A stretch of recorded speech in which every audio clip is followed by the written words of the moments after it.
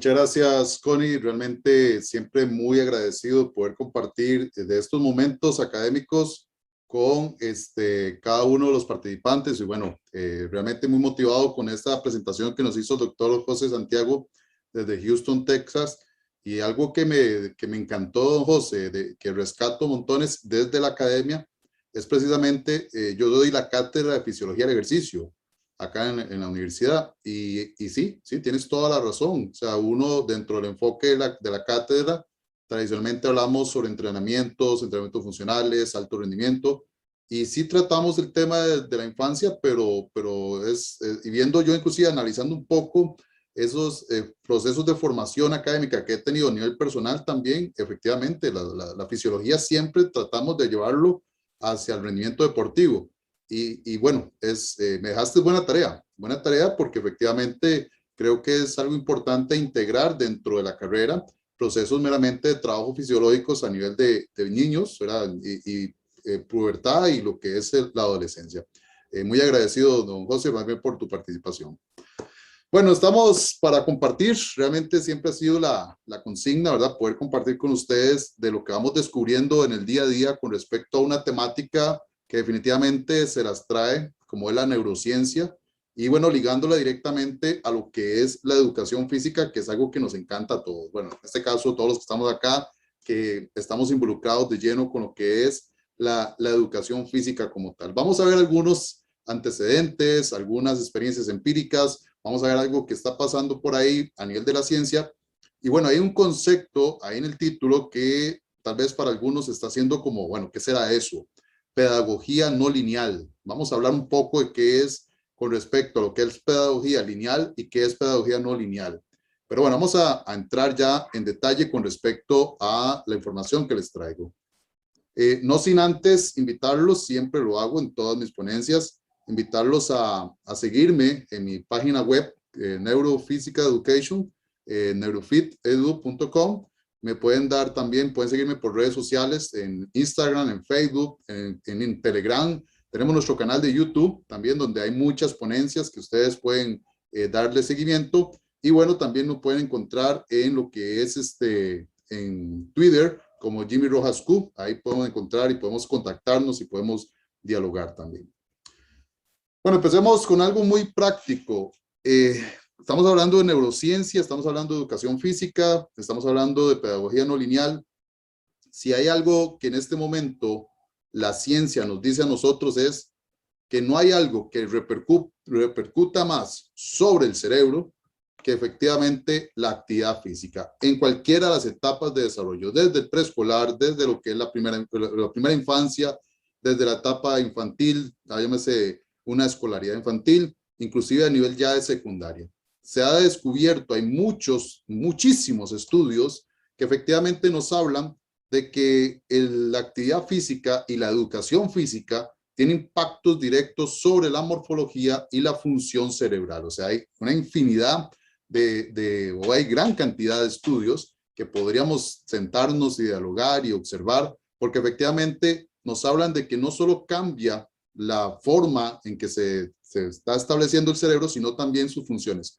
Y esto también va ligado incluso a cómo el ser humano puede mejorar la longevidad con respecto a sus funciones cognitivas, algo muy importante en el ambiente educativo. Entonces, esto efectivamente ya nos trae a nosotros algo muy importante, que es que vamos por muy buen camino cuando hablamos de actividad física, cuando hablamos de educación física, y hablamos, por ejemplo, de la salud de nuestro sistema nervioso central. Y no solo mejora cognitivamente o mejora la longevidad cognitiva, sino que también tiene repercusiones directas sobre el rendimiento deportivo y sobre el rendimiento cognitivo. Entonces, vamos a ir viendo algunos detalles con respecto a esta información. Ahora, cuando yo hablo de neurociencias, y esto lo recalco tradicionalmente en los cursos, en los simposios, en los seminarios que participo, hay que entender de que yo no puedo venir a hablar de neurociencias como un concepto aislado, o sea, solo el cerebro, y hablemos de cerebro y hablemos del sistema nervioso, aislándolo por completamente del cuerpo, porque el cerebro es parte de un todo, o sea, el cerebro pertenece a un todo, y este todo efectivamente es desde las células, desde los órganos, de los sistemas, desde el organismo en total, y hay una interrelación y una participación, una sinergia desde lo más micro a lo más macro y de lo macro a lo micro. Hay que comprender, y esto lo decía hace poco en uno de los cursos que estaba impartiendo, que nosotros no podemos aislar el cerebro de nuestros procesos cognitivos, que ese es tal vez el gran problema que hemos tenido a lo largo de la historia, al menos en América Latina, imagino que en Estados Unidos también anda muy similar, de que hemos concebido que la educación es entrenar solo cerebro. O sea, si usted habla con la mayoría de docentes o con la sociedad en general y le pregunta cuál es la materia más importante o la asignatura más importante del sistema educativo, posiblemente en una votación general te van a decir matemáticas, o te van a decir ciencias, o te van a decir estudios sociales. Claro, ¿por qué? Porque culturalmente nos han dicho que es lo más importante. Ahora, si pensamos, ¿y a dónde queda la educación física? ¿A dónde queda el movimiento? Bueno, tradicionalmente en Costa Rica era la asignatura especial. Y ahora no somos especiales, por dicha, ahora somos complementarios, pero ni siquiera somos esenciales, somos complementarios. Tanto así que dentro de nuestro sistema educativo solo se reciben 2 lecciones, 80 minutos a la semana. Un niño puede recibir solo 80 minutos, o un adolescente 80 minutos a la semana de educación física, si es que no hay alguna circunstancia que impida que se dé esa clase. Entonces, ¿qué pasa? Que hemos acostumbrado en el sistema educativo a sentar a los estudiantes durante 7, 8 horas a simplemente ser receptores de información. Pero se ha descubierto a plenitud, se ha descubierto que efectivamente a través del movimiento mejoramos nuestras capacidades cognitivas. O sea, si nosotros podemos hacer entender a nuestras autoridades gubernamentales, a las autoridades del Ministerio de Educación Pública, de que en los sistemas educativos la base fundamental y pilar de todos los procesos cognitivos es el movimiento humano y que este tiene repercusiones directas sobre el desarrollo del cerebro, wow, estaríamos hablando que la educación física no es complementaria, al menos en Costa Rica, sino sería esencial. Esto sí lo han entendido varios países y varios países han integrado de forma constante niveles de actividad física activos porque saben que hay beneficios muy importantes, no solo biológicos, fisiológicos, sociales, sino integrales a nivel del desarrollo de las personas. Ahora bien, cuando hablamos de aprendizaje, ¿qué es aprendizaje? Para Ornrop, Janet Ornrop en el 2005, que publicó este libro de aprendizaje humano, el autor hace referencia a que el aprendizaje es un cambio relativamente permanente, y ese relativamente me encanta, porque el aprendizaje no es la consolidación en piedra de algo y ya no se puede variar. No, por el contrario, es la adherencia de asociaciones y representaciones mentales que van dándose resultados gracias a la experiencia, a esa parte empírica, a esto que vamos a ir construyendo, pero que tiene la flexibilidad de ir mejorando. Esto tiene mucho ligamen en lo que son los procesos de desarrollo neurológico, porque el cerebro no es algo que se desarrolla, madura y quedó así, no, sino que efectivamente va teniendo capacidad flexibles, algo que vamos a llamar después, que se llama plasticidad cerebral, que tiene esa capacidad cambiante a lo largo de la historia de la humanidad, de la historia de cada uno de nosotros. Ahora, hay estudios, por ejemplo, estos estudios que se hacen directamente de lo que es el apellido es Vandenberg y colaboradores en el 2016, que hablan, por ejemplo, del beneficio que solo tiene una sola sesión de educación física. O sea, los beneficios, los efectos positivos que se pueden generar con solo una sesión de educación física a nivel cerebral son impresionantes. Claro, el estudio hace referencia que se puede mejorar el rendimiento cognitivo de niños y adolescentes, también que se puede mejorar la velocidad del procesamiento de la información, en el caso de los chicos que participaron del estudio. Se mejora la atención selectiva, algo que en este momento es sumamente importante, mejorar en los estados cognitivos y de atención de nuestros estudiantes. Eso sí, aclara el estudio que no existe aún, al menos en este estudio, la claridad si el ejercicio aeróbico o el de coordinación o el de fuerza va a tener mayor beneficio cognitivo sobre los otros. O sea, no se sabe, para este estudio, no se sabe si es el ejercicio aeróbico el que va a mejorar estos efectos positivos, o si es el ejercicio de coordinación o es el ejercicio de fuerza, cuál está por encima de los demás. Lo que sí tienen claro es que con solo una sesión, o sea, con solo una sesión, ya hay efectos positivos. Ahora, imagínense si podemos incrementar la cantidad de actividad física constante durante las semanas. Imagínense la cantidad de beneficios positivos, tanto a nivel cognitivo, cerebral, que podemos estar teniendo.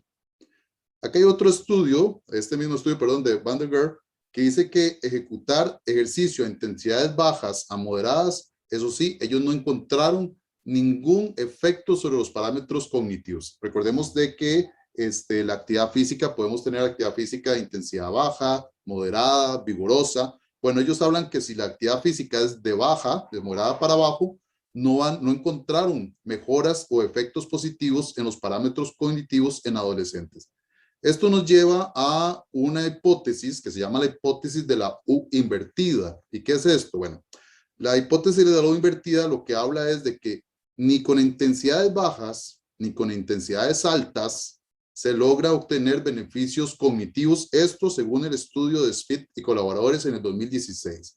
O sea que para Smith y colaboradores, en esta hipótesis, recuerden que una hipótesis es una posible respuesta, en la hipótesis de la U invertida, solo en lo que son ejercicios de mediana intensidad era donde se podía favorecer lo que es el mejoramiento del rendimiento cognitivo. Claro, tiene su lógica. ¿Por qué tiene su lógica? Porque si estamos hablando que una zona digamos de moderada intensidad, o sea, entre 60 a 80% de la frecuencia cardíaca máxima o del consumo máximo de oxígeno, estamos hablando de que ese es una actividad completamente aeróbica.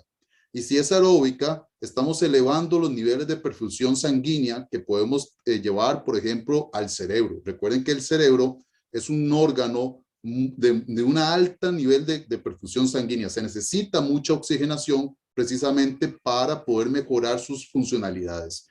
Si hacemos ejercicio aeróbico, evidentemente estamos generando vasodilatación, estamos aumentando el gasto cardíaco, estamos aumentando toda la capacidad cardiovascular y podemos oxigenar y mejorar este nivel de suplementación de plasma sanguíneo con todos sus nutrientes, con toda la oxihemoglobina, que podemos llevar hacia el cerebro.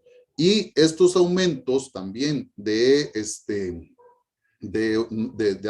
perfusión sanguínea también nos llevan otro tipo de nutrientes y hormonas que van a ayudar también al desarrollo del cerebro, como vamos a ver un poquito más adelante. Pero claro, estoy diciendo que esto es una hipótesis basado en los estudios tanto de Van der Geer como de Smith en el 2016. Y como es una hipótesis, hay otros estudios, por ejemplo, como el de Nowacki y colaboradores en el 2019, que entonces dijeron, bueno, ¿qué pasa si hacemos una investigación donde apliquemos entrenamiento HIIT, entrenamientos de intervalos a alta intensidad, ¿verdad? Ahora muy famosos, ¿verdad? Ahora todos entrenamientos HIIT, entrenamientos Tabata, CrossFit, ¿verdad? Todo ese tipo de actividades. Entonces, ¿qué pasa? Ellos empezaron a analizar los efectos que tenía un entrenamiento de 4 semanas de entrenamiento interválico de alta intensidad sobre la actitud física. Ahorita don José nos hablaba mucho de actitud física, y sobre las funciones ejecutivas cerebrales en los niños. Bueno, ¿y qué encontraron? Ellos encontraron que después de 4 semanas de entrenamiento interválico de alta intensidad, encontraron efectos positivos en la memoria de trabajo, o sea, la memoria a corto plazo que se da a nivel del lóbulo prefrontal, en la corteza prefrontal del cerebro. Además de los componentes de la actitud física, donde mejoraron la resistencia cardiorrespiratoria y la resistencia muscular. Entonces, vean qué interesante. Viendo lo que decía Smith con respecto a lo que es la hipótesis de la U invertida, bueno, aquí ya no calza. ¿Por qué? Porque sí están encontrando que a alta intensidad, efectivamente sí están encontrando mejoras en lo que es la parte de la funcionalidad de nuestro cerebro. Hay mucho estudio, hay varios estudios que hablan claramente que en ejercicio aeróbico hay una mejora, por ejemplo, de neurogénesis. ¿Y qué es neurogénesis? Bueno, es la formación de nuevas células nerviosas, especialmente a nivel del hipocampo. Ahora vamos a ver un poquito qué es el hipocampo. El hipocampo es una de las zonas primordiales para lo que es el paso de información para el registro de la memoria a largo plazo. Y hay muchos estudios que hablaban sobre este mejoramiento del hipocampo, neurogénesis, a través del ejercicio aeróbico. Lo que no se había encontrado mucho es precisamente esto que estamos viendo de Nowacki y colaboradores, la alta intensidad, el ejercicio anaeróbico. No se encontraba tanta información, o los estudios no eran tan relevantes con respecto a lo que estaba pasando a nivel del hipocampo, neurogénesis, precisamente porque tenía también su lógica fisiológica. O sea, si estamos hablando de un ejercicio meramente anaeróbico de alta intensidad, no, los niveles de perfusión sanguínea disminuyen, ¿verdad? No va a haber tanta oxigenación al cerebro, no va a haber tanta perfusión o bastante vasodilatación, porque efectivamente el tipo de sustratos energéticos que utilizamos en alta intensidad son diferentes. Entonces, se tendría a pensar de que era la respuesta del por qué en alta intensidad no había beneficios meramente a nivel neurológico, pero repito, ya están apareciendo estudios que sí están dando más bien esta señalización de efectos positivos, de diferencias significativas. Ahora bien, ¿qué pasa, por ejemplo, en este otro estudio, donde, bueno, en estudiantes de secundaria, lo que es Wasner y colaboradores 2019, decidieron con un buen grupo de profesores de educación física durante un año escolar, bueno, adicionar al final de la clase 10 minutos de actividad física vigorosa. O sea, durante todo el año, por decir, desde febrero a diciembre, por poner una idea, vamos a adicionarle a la clase de educación física 10 minutos de actividad física vigorosa, o sea, entrenamiento de alta intensidad. ¿Y qué encontraron ellos? Bueno, encontraron efectos importantes. Uno, en el rendimiento académico, mejoraron sus notas. Dos, mejoraron evidentemente la condición física. Mejoraron aspectos meramente cognitivos. Mejoraron su salud mental. Y la morfología del cerebro de los adolescentes se fue transformando, o sea, se fue mejorando. Y vamos a hablar un poquito también de la importancia de trabajar la neurociencia en estas etapas, tanto de la infancia como de la adolescencia, precisamente por los procesos de desarrollo neurológico que se van teniendo. Ahora, lo que sí tiene Wessner y colaboradores muy claro es que la etapa de la adolescencia es un periodo dinámico de muchos cambios neurobiológicos y fisiológicos, o sea, lo sabemos. Vamos a ver también de que es una etapa donde inclusive el cerebro no está 100% maduro. Y sí demostraron que la actividad física regular y el mejoramiento de la capacidad aeróbica son un estímulo potente para cambios en el cerebro y mejoras de las funciones ejecutivas y las funciones cognitivas. Entonces vean acá nuevamente que ingresa nuevamente el concepto de entrenamientos aeróbicos, que repito, ya hay muchos estudios que hablan que el entrenamiento aeróbico tiene un impacto directo precisamente sobre lo que es el desarrollo neurológico como tal. Ahora, ¿qué pasa en niños? ¿Qué se ha encontrado en niños? Bueno, se ha encontrado que la intervención del ejercicio tiene efectos positivos en el rendimiento académico, la función cognitiva y la salud física en niños de Mongolia. Esto lo estudiaron Takehara y colaboradores en el 2019. O sea que en la intervención en ejercicio, colocar a los chicos a hacer ejercicio, bueno, mejoraba el rendimiento académico, mejora la función cognitiva y mejora la salud física.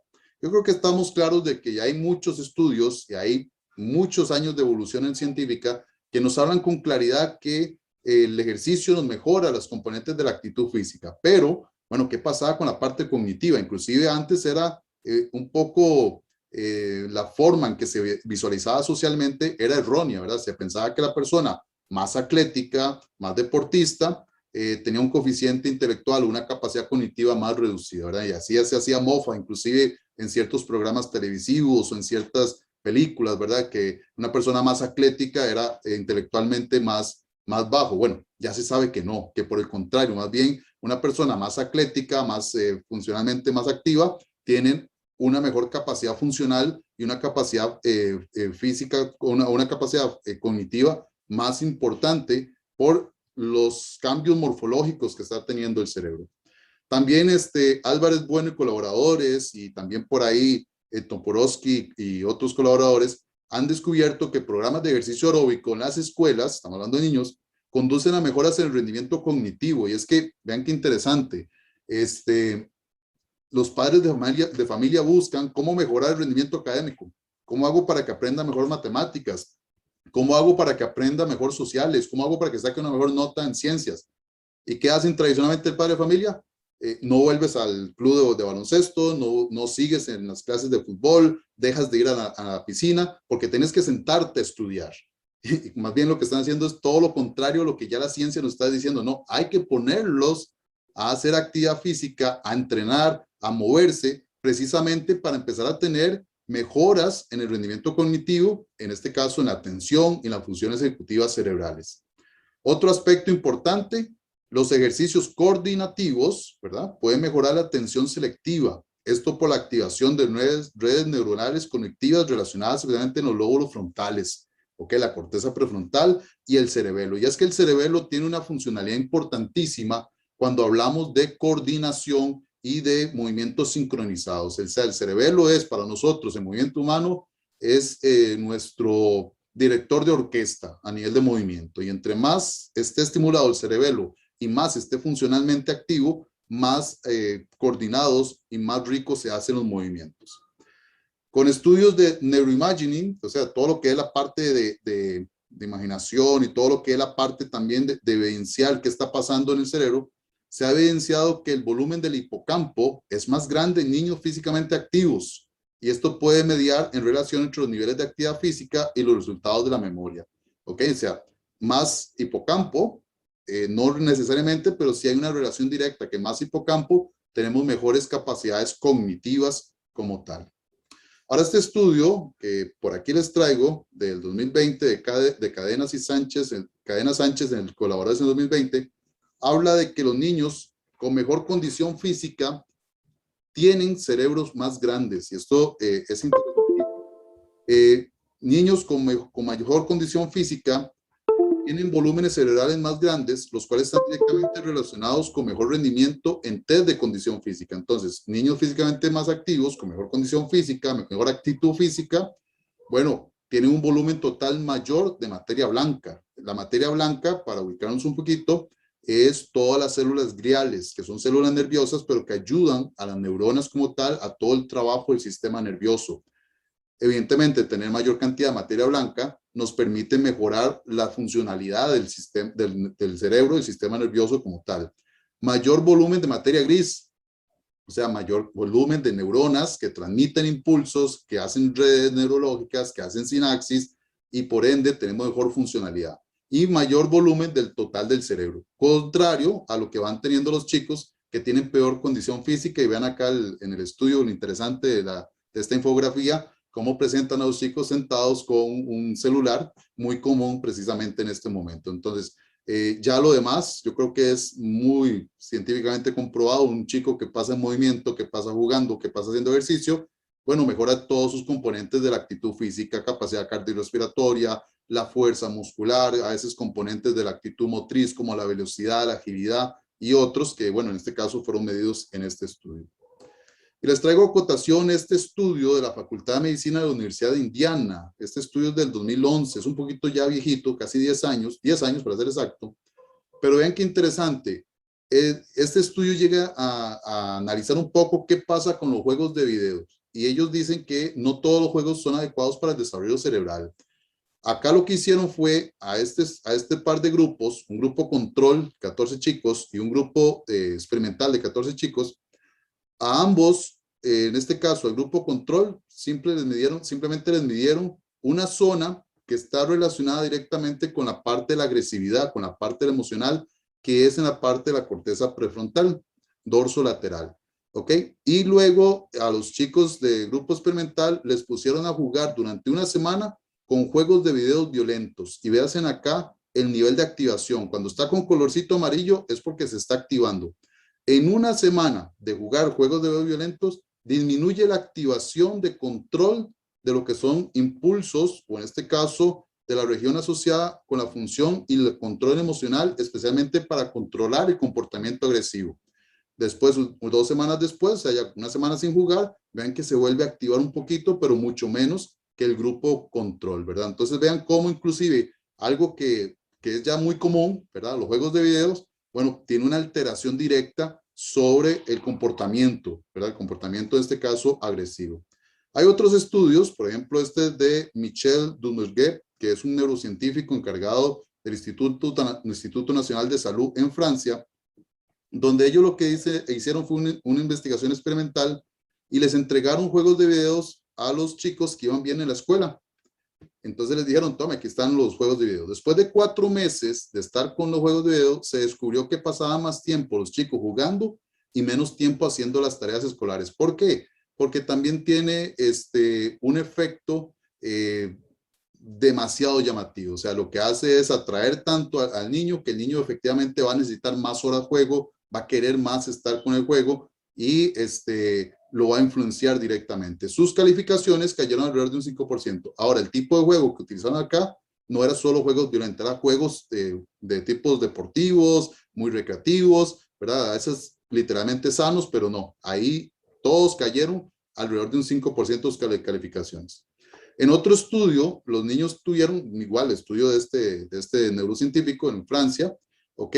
En otro estudio, los niños que tuvieron que aprender una lista de palabras, ¿ok? El grupo experimental, una hora después, a algunos se les permitió jugar un videojuego de carreras de autos, 2 horas después se fueron a la cama, mientras el grupo control no jugaba. Entonces, ambos grupos, grupo experimental y grupo control, les daban una lista que tenían que aprenderse una lista de palabras. El grupo experimental, bueno, una hora después vaya a jugar y 2 horas después se van a acostar. El grupo control no jugaba.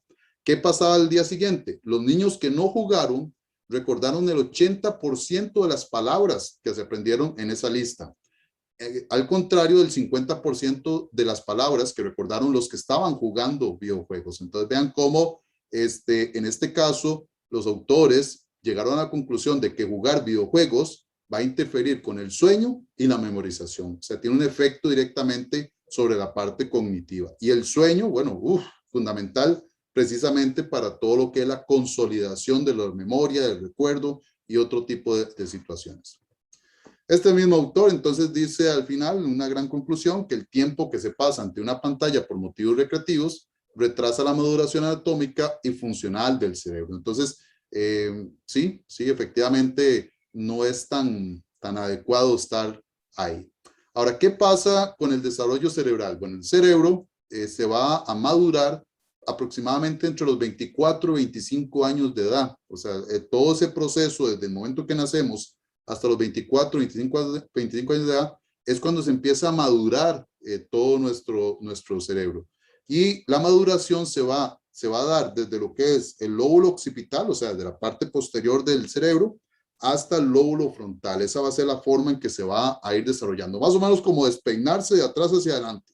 Esa es la forma en que ustedes y yo vamos desarrollando lo que es la maduración de nuestro cerebro. Ahora, esto tiene una implicación muy importante. La última parte, por decirlo así, la última zona de maduración es el córtex prefrontal. Toda esta parte del lóbulo frontal es lo que más va a tardar en madurar. Y precisamente en el córtex prefrontal es donde está toda la zona de razonamiento de nosotros como seres humanos. Entonces, claro, aquí ya empieza a tener sentido por qué un adolescente, por ejemplo, toma decisiones más impulsivas, más emocionales, menos racionalizadas. Como un niño, por ejemplo, le cuesta los niveles de atención, por ejemplo, son niveles de atención muy cortos. Claro, porque estas zonas todavía están muy poco desarrolladas. Aquí donde entramos nosotros en educación física, precisamente para empezar a estimular e ir adelantando un poco el proceso de maduración a través de la actividad física, a través de los juegos, a través de las actividades que vayamos haciendo. Y bueno, sí, cuando nosotros hacemos todo este proceso de maduración, ¿verdad? Hacemos el proceso de maduración, efectivamente nos volvemos seres más racionales, más conscientes. Es cuando decimos, ahora sí estás completamente maduro y tomas decisiones un poco más concienzudas y con respecto a lo que está pasando en tu ambiente.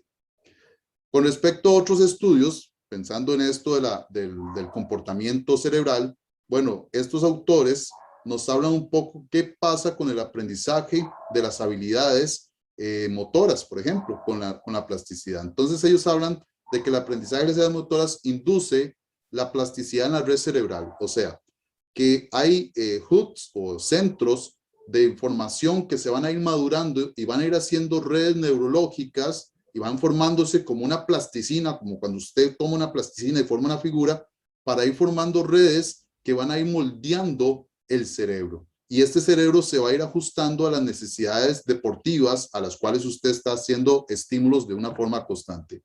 En este estudio evaluaron 25 jugadores de baloncesto de alto nivel contra 25 individuos ordinarios como sujetos de control. ¿Y qué encontraron? Bueno, que efectivamente los jugadores de baloncesto de alto nivel tenían una longitud de camino más corta a nivel de redes, interesante, sea, eran redes más efectivas a la hora de procesar la información, al contrario de los chicos que estaban, digamos, que no jugaban. Era un mundo más pequeño y más eficiencia global. Lo que sí fueron, digamos, en este estudio, y resalto acá, que es algo muy importante, aquí es donde se acuerdan aquello, acuérdense de que nosotros nos hablaban mucho de que el deportista o el talento deportivo la trae genéticamente, ¿verdad? No es que no se siga pensando en ello, o sea, no es que se siga pensando de que la genética influye, pero se ha encontrado estudios que hay una correlación significativa con los años de práctica, es una correlación positiva, o sea, a mayor cantidad de años práctica, mayor cantidad de plasticidad cerebral y especificidad de ese cerebro hacia ese deporte. Entonces, tal vez la genética sí tiene un peso, pero también, a pesar de que tal vez no tenga una alta genética, pero si tienen muchos años de práctica en ese deporte, podría ir especializando su cerebro con una plasticidad, una neuroplasticidad cerebral para especializarlo hacia ese deporte, lo cual eso es muy ventajoso porque efectivamente entonces, si estuviéramos pensando que solo la genética tiene peso, muchos deportistas no podrían estar en alto rendimiento, pero si tal vez no trae la genética esencial, pero sí traes un proceso de desarrollo de años sobre ese deporte, podrías alcanzar un alto nivel. Y esto se complementa con otro estudio del 2015 de Hagi y colaboradores, donde ellos evaluaron a jugadores de balonmano. Entonces, ¿qué hicieron? Bueno, evaluaron y encontraron que estructuras subcorticales, o sea, donde están los ganglios basales, que están muy relacionados al cerebelo para el control de movimiento, eran más grandes en las jugadoras de balonmano que mujeres de control que no jugaban. Ahora, mayor sustancia gris en los jugadores de balonmano, evidentemente con las que no jugaban.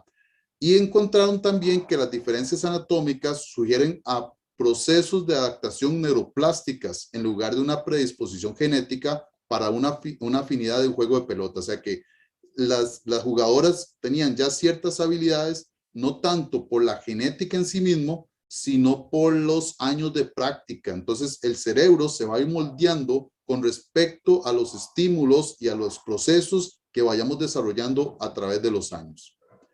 Esta zona de acá, que es la zona subcortical, y ustedes pueden ver acá, por ejemplo, el tálamo, y por aquí podemos ver el hipocampo, que yo les estaba mencionando acá. Ok, el hipocampo, repito, es una zona o es un área del cerebro que está muy involucrada, lo que es la memoria a largo plazo. ¿Qué pasa con el adulto mayor, por ejemplo? Esto es un estudio del volumen hipocampal en mujeres después de los 50 años. Bueno, el proceso de envejecimiento nadie nos los podemos quitar. ¿Y qué va pasando? Bueno, que cada década que vaya pasando, el volumen del hipocampo desciende. ¿Cuánto? Bueno, dependerá del estímulo y de la reserva cognitiva que usted haya generado. Si es mucho, ¿verdad? Si es demasiado la disminución de los volúmenes hipocampales, bueno, vamos posiblemente a entrar en enfermedades neurodegenerativas, donde podría inclusive encontrarse el Alzheimer o otro tipo de patologías neurodegenerativas que lleguen a afectar ya lo que es la calidad de vida. Pero hay estudios, y aquí yo los traigo a cotación, por ejemplo, este estudio del año 2020, publicado en una revista ecuatoriana de neurología, donde nos habla de la neurogénesis y el ejercicio físico. ¿Qué pasa? Bueno, se ha encontrado que hay procesos de neurogénesis, procesos de formación de nuevas células, que es un tipo de mecanismo de plasticidad estructural encefálica, después de 4 a 6 semanas de ejercicio aeróbico. Vean qué interesante, después de 4 o 6 semanas de ejercicio aeróbico, la práctica regular de estos ejercicios nos generó neurogénesis a nivel del hipocampo. O sea, recuerden, el hipocampo, esta zona específica para la memoria a largo plazo, donde hubo proliferación de las células nerviosas, hubo diferenciación de las células nerviosas y por último hubo maduración. Gracias a la proliferación, la diferenciación y la maduración, bueno, en este caso hubo una remodelación de la sinapsis y se modificaron las propiedades neurológicas como tal. En este estudio también se habla de que el ejercicio físico, por ejemplo, en adultos mayores, va a aumentar la función cognitiva y la mejora de las conexiones y funciones cerebrales, aumentando el hipocampo. ¿Y con qué intensidad? Trabajando de un 50 a un 60% de la frecuencia cardíaca máxima, o sea, ejercicio aeróbico, ¿verdad? Ejercicio aeróbico que aumenta el nivel de perfusión sanguínea y por ende tiene efectos primarios sobre lo que es el hipocampo, aumentando lo que es la neurogénesis. Ahora vean este estudio. este estudio es muy interesante, es un estudio del 2019 de Pedersen y nos habla de que cuando nosotros nos alimentamos con ciertos tipos de tubérculos, hortalizas y otro tipo de alimentos, bueno, vamos a obtener un aminoácido esencial llamado triptófano. Del triptófano, en la metabolización del triptófano en el hígado, bueno, por ahí va a salir también la serotonina. La serotonina, que es la hormona de la felicidad, para sentirnos bien. Pero del triptófano, dentro de estos procesos metabólicos, se produce un ácido, que es el ácido KIM, que es un neurotóxico, llega a inflamar el cerebro y tiene la capacidad de traspasar lo que es la barrera hematoencefálica y podría ser neurotóxico para el cerebro y para la funcionalidad de la sinapsis y para la funcionalidad de nuestras neuronas. Pero vean qué interesante, si usted y yo somos físicamente activos, hay una miocina llamada PGC1A que se va a ir produciendo por la contracción muscular. Y esta PGC1A, que es una miocina, va a producir una enzima, que es la enzima K. Ahora, acordémonos que las enzimas son catabolizadoras, son destructoras de otras moléculas. Entonces, ¿qué hace? Que la K va a actuar sobre el ácido KIM. Entonces, ¿qué va a hacer? Va a catabolizarlo. Al catabolizarlo, va a disminuir su potencialidad de traspaso de la barrera hematoencefálica. Entonces, los daños neurológicos o los daños neurotóxicos que podría producir el ácido KIM son disminuidos. ¿Gracias a qué? A que nos estamos moviendo, a que estamos haciendo ejercicio. Pero además, esta miocina es una precursora de la FNDC5, que a su vez es precursora de la iricina. Y la iricina, que sí llega a traspasar la barrera hematoencefálica, es precursora de la producción de una hormona llamada factor neurotrófico derivado del cerebro, el BNF. Y el BNF es un factor de crecimiento a nivel de células nerviosas y además no solo de crecimiento, sino de consolidación y maduración de sinapsis a nivel del sistema nervioso. Entonces, ¿qué nos provoca un aumento del BNF gracias al nivel de actividad física que estamos haciendo? Bueno, efectivamente, vamos a lograr mayor neurogénesis hipocampal, ya lo hablamos. Esto nos ayuda a aumentar nuestro aprendizaje, a mejorar cognitivamente, mejoramos la memoria, mejoramos nuestros estados de ánimo y disminuimos la depresión. ¿Por qué? Porque evidentemente el triptófano y otros tipos de aminoácidos esenciales nos van a producir dopamina, nos van a producir serotonina, hay oxitocina, hay endorfinas y por ende tenemos un mejor estado de ánimo. En este estudio también, en el 2011 de Erickson, nos habla, por ejemplo, qué pasa con el hipocampo en un grupo de 120 adultos mayores, más de 65 años, que al grupo control le dijimos durante un año no haga ejercicio. Bueno, ese grupo control que no hizo ejercicio en un año disminuyó el volumen hipocampal en 1.40%. Sin embargo, los que sí hicieron ejercicio durante un año aumentaron en un 2% el volumen hipocampal. Entonces, vean el impacto que tiene ya en adultos mayores. Ahora pensemos en niños, pensemos en adolescentes, pensemos en adultos jóvenes, todo este impacto. Hay una relación directamente proporcional, positiva, entre lo que es el consumo máximo de oxígeno, el volumen hipocampal. Usted tiene mayor consumo de oxígeno, tiene mayor volumen de hipocampo. También hay una relación directamente positiva, proporcional entre los niveles de BNF y el volumen del hipocampo. Y hay una relación directamente positiva entre la memoria y el volumen del hipocampo. Entonces vean acá, en conclusión, con estos dos estudios, actividad física, movimiento, educación física, esencial, somos esenciales, porque entonces si nos ponemos a hacer muy cerebrales en los sistemas educativos y sentamos a los chicos 7, 8 horas, vamos a producir mucho triptófano, mucho ácido KIM ingresa por la barrera hematoencefálica y empieza a generar procesos neurotóxicos a nivel cerebral. Hay menos producción de BNF porque no hay producción de miocinas, no hay producción de FN5 ni irixina, disminuye el BNF, hay menos volumen hipocampal, menos capacidad de aprendizaje, menos capacidad de memoria. ¿Somos esenciales? Somos esenciales. Lo que pasa es que tal vez la sociedad no nos ha visto desde ese punto de vista. Ahora, cuando queremos mejorar nuestras capacidades motrices y cuando queremos enseñar en educación física nuestras capacidades motrices, vayamos un poquito a la fisiología. Lo que queremos generar son esas redes neurológicas o esos engramas desde el cerebro como centro de control primario hacia nuestros músculos. Eso es lo que queremos desarrollar por ahí. Y claro, queremos consolidar y mejorar nuestras redes neurológicas. Esto a través de la práctica, vamos a mejorar de habilidades motrices simples a habilidades motrices complejas. Ahora bien, nosotros somos al inicio muy de motores reflejos, ¿verdad? Vamos desarrollando motores reflejos, después vamos mejorando a motores voluntarios, donde hay una implicación directa de lo que es la corteza prefrontal o lo que es el lóbulo frontal, y después queremos ya automatizar ese movimiento, que es lo que hacemos en deporte. Ya para eso más bien se activan zonas subcorticales con el cerebelo en coordinación con lo que es la corteza motora.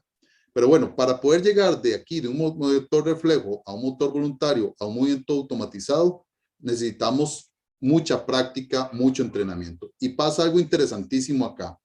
Este es un estudio de Antonio Damasio, que es un portugués, un neurólogo portugués, y él dice, bueno, ¿qué pasa con la parte de las decisiones?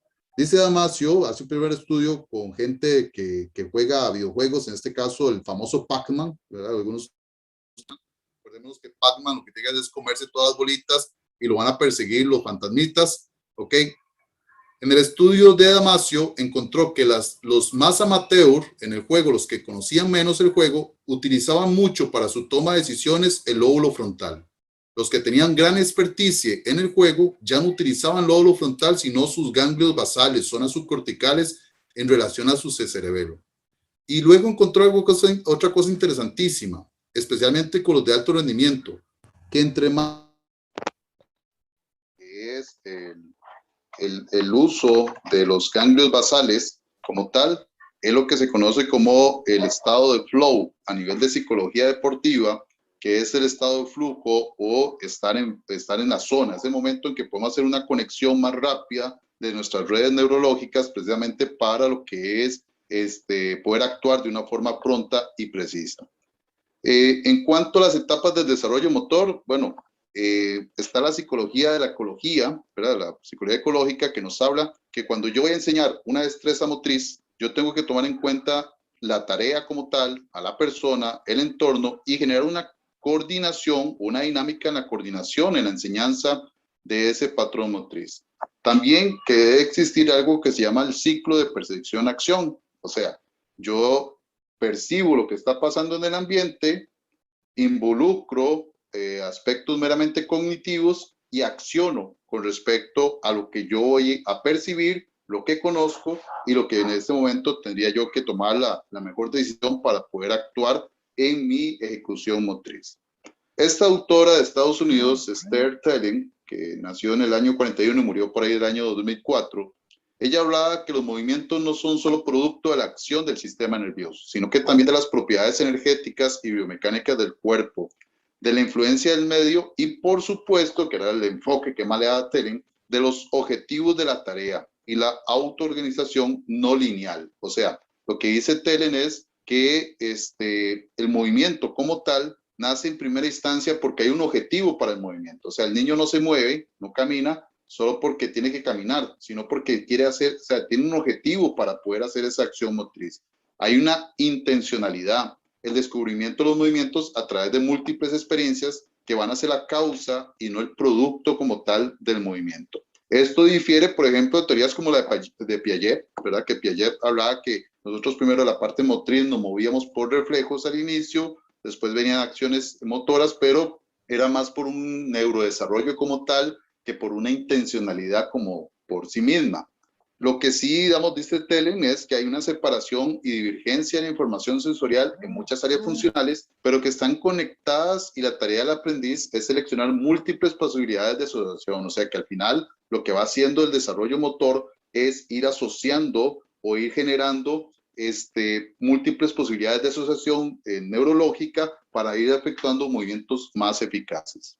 ¿Qué pasa, por ejemplo, con chicos o chicas que adquieren una discapacidad? Bueno, que su sistema es capaz de encontrar otras modalidades, ¿verdad? Si, por ejemplo, perdió la movilidad de las piernas, bueno, ¿cómo puedo hacer o cómo hace su organismo para poder moverse y trasladarse? Bueno, encontrará otras modalidades. Se observa en estudios neurológicos que hay una reorganización, efectivamente, de todas las estructuras neurológicas. Se empieza a generar soluciones a los problemas motrices y la exploración facilita la formación y estabilidad de los grupos neuronales. Entonces ahí es como empieza a desenvolverse, a responder basado en la intencionalidad al cual se quiere desarrollar.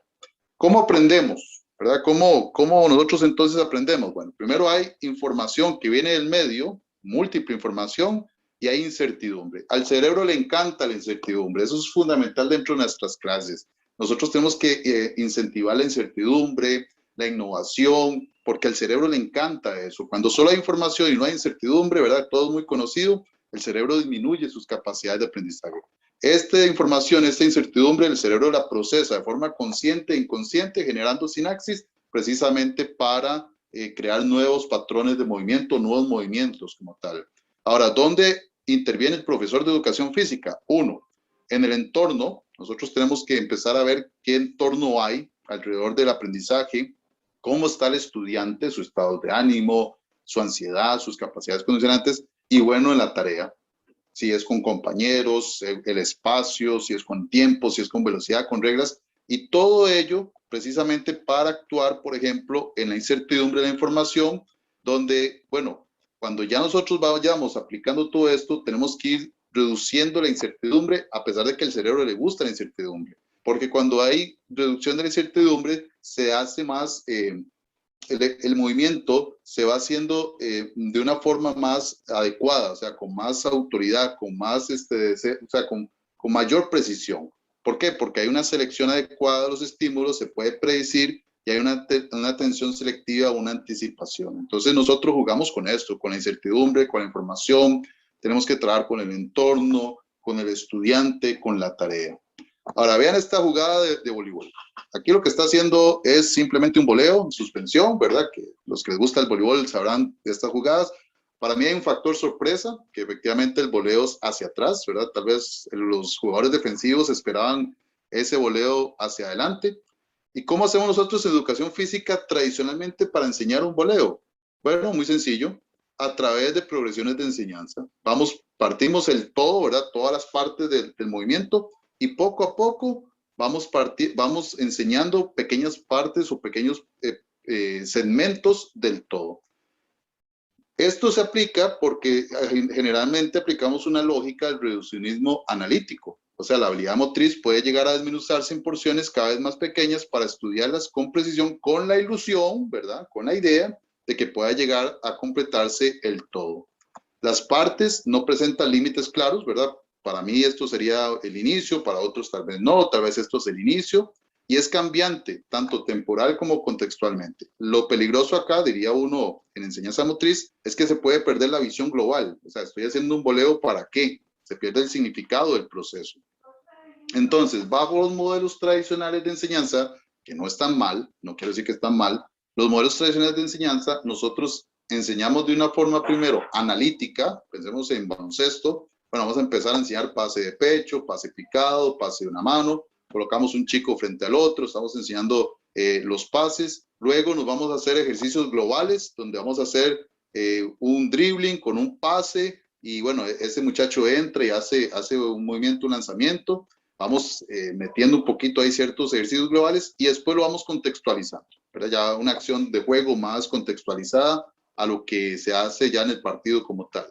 Este modelo de enseñanza, repito, no es que está mal, lo hemos aplicado, lo he aplicado, lo seguiremos aplicando durante mucho tiempo, pero aquí es donde esto hablamos de que este sistema tradicional es una dosis-efecto, o sea, yo le estoy dando una cantidad de ejercicios, yo quiero un efecto, o sea, que haga la ejecución motriz de una forma adecuada. Hay una instrucción, hay una acción. Yo quiero que aquí, en este ejercicio, la instrucción es un pase picado al área pintada. Y no puede haber otra opción, ¿verdad? No puede haber otra opción porque ese es el ejercicio. Pase picado al área pintada y hay hay una instrucción, hay una acción. Si el joven o el niño hace algo diferente, posiblemente en la mayoría de los casos le vamos a regañar y le vamos a decir que eso no se hace, ¿verdad? Porque estamos instruyendo y estamos haciendo una acción. Estos modelos tradicionales se basan precisamente sobre procesos de desarrollo biológicos, estímulos, respuestas, adaptaciones. Va siempre de lo simple a lo complejo, o sea, de lo más sencillo a lo más complejo. Y es sumatorio y lineal. Veamos acá este lanzamiento a lo humano, es sumatorio. Esta primera parte, después sigue una segunda parte, se le suma una tercera parte y por último una cuarta parte. Yo no podría brincarme la parte 1, la parte 2, para llegar a la 3 si desconozco la parte 1 y la parte 2, ¿verdad? Eso es lo que nos invita a la teoría tradicional de enseñanza de los procesos de aprendizaje motriz. Y lo que hacemos generalmente es programar respuestas deseadas. O sea, yo quiero que el lanzamiento en balonmano sea así, que el lanzamiento en béisbol sea así, que el lanzamiento en baloncesto sea así. Esto basado en teorías cibernéticas que tratan de explicar el movimiento voluntario, nos hablan de que va a haber un input y un output de información. O sea, va a haber un ingreso de información al cerebro, el cerebro lo codifica, va a haber un output de información donde la información sale y el cerebro le dice al músculo lo que tiene que hacer. Es una integración lineal. Ahora, yo les pregunto a ustedes, en un juego al humano ya oficial, ¿podríamos decir que es así tan lineal? Por ejemplo, ¿dónde ingresa la información del oponente? Vean acá, está un lanzamiento, pero vean lo que está haciendo el oponente, y esto es reglamentario, o sea, esto es permitido. O si nos vamos un poquito más allá, ¿qué pasa, por ejemplo, en un lanzamiento baloncesto? La distancia al adversario, la velocidad del movimiento, la velocidad del balón, las dimensiones del terreno y otra serie de factores que están involucrados directamente en la acción motriz. Yo les puedo asegurar que muchas de las acciones motrices que nosotros enseñamos tal vez de forma muy lineal en el terreno de juego o en el deporte como tal, no las aplicamos así. ¿Por qué? Porque las características del deporte nos hace ser diferentes. Vean esta jugada, por ejemplo. Aquí tengo un jugador que estábamos a 3 segundos de terminar el partido, empatado el partido, y tienes 3 segundos para tomar la mejor decisión. Tienes una multivariabilidad de posibilidades de movimiento, tus compañeros se pueden mover en múltiples direcciones, tus defensores, los defensores del otro equipo también, y tienes 3 segundos para poder tomar una decisión efectiva. Aquí dejamos de tener una instrucción-acción a más bien una percepción-acción. Y yo tengo que entrenar esa percepción-acción. O sea, si yo soy muy lineal y trabajo sobre instrucción-acción, porque aquí lo que yo le enseñé es un pase picado, eso es lo que va a hacer, un pase picado. No va a tener la capacidad de toma de decisiones en ese automatismo motriz que yo quisiera más bien que esta persona sacara, como dicen popularmente, la magia, ¿verdad? Esa magia de motriz y que nos saque el partido y haga ganar el partido. Esto porque el deporte es dinámico y es complejo. O sea, es dinámico porque el deporte se tiene que adaptar continuamente a las relaciones que genera con su entorno, que aprende y se relaciona a través de él. Y es complejo porque las respuestas adaptativas están moduladas por múltiples variables de carácter biopsicosocial que interactúan entre sí de manera no lineal. Ahora, estas autoras, Balaguer y Carlota Torres, nos hablan mucho del sistema dinámico complejo y nos dice que el ser humano se adapta continuamente con las relaciones que genera con su entorno, que aprende y se relaciona a través de él y cuyas respuestas adaptativas están moduladas por múltiples variables biopsicosociales. Vean que aquí estamos hablando de entorno, de sujeto y de tarea. Y vemos entonces dentro del sistema dinámico complejo y dentro de estas teorías no lineales que la persona va a haber múltiples variables alrededor de la persona que yo tengo que tomar en consideración cuando estoy en la clase de educación física, cuando yo estoy enseñando una habilidad motriz, para poder tomar decisiones de cuáles son las acciones específicas a las cuales yo quiero invitar a la persona para su aprendizaje motriz. O sea, yo no puedo pretender a que todos los voy a encajonar, por decirlo así, o los voy a establecer sobre una técnica deportiva específica. ¿Por qué? Porque no todos tienen todos estos patrones o estas variables similares, todos tenemos realidades diferentes, contextos diferentes, entornos diferentes, tareas diferentes, que efectivamente se van a organizar de una forma diferente. Este señor, doctor Mauricio Mondoni, que Mondoni es un italiano que trabaja mucho con mini baloncesto, dice una frase que quiero compartir y que impacta mucho. Lamentablemente se ve muy a menudo profesores que proponen los mismos juegos, ejercicios en la misma parte del campo, con la misma mano, copiados de libros y sin conocer qué efectos producen. Y esto se da tradicionalmente en muchos procesos, lastimosamente, de educación física.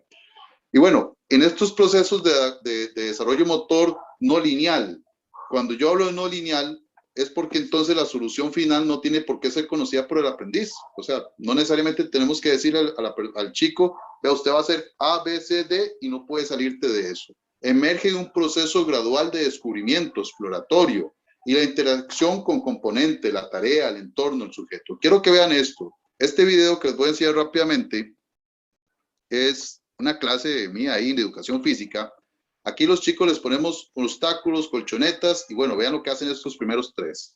Acomodan el material y ellos consideran importante pasar por debajo, arrastrarse. Bueno, eso es lo que ellos concibieron como una forma eficiente para poder pasar por los obstáculos. Vean a las otras chicas de este lado.